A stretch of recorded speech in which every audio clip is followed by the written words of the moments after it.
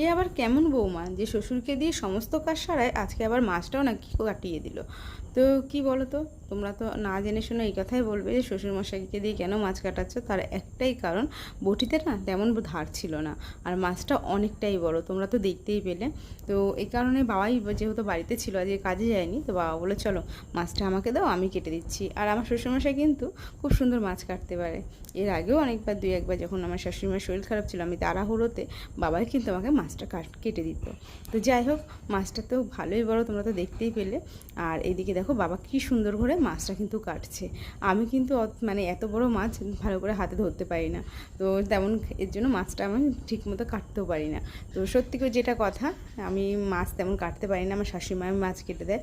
তো আজকে এত বড় মাছ বলে মাও বলছে আমি কাটতে পারবো না, তো বাবাই কিন্তু মাছটা কেটে দিল। আর বটিতে কিন্তু ধার নেই, সেটা তোমরা দেখেই বুঝতে পারছো বাবার মাছ কাটা দেখে। তো চলো, মাছটা কিন্তু কাটা প্রায়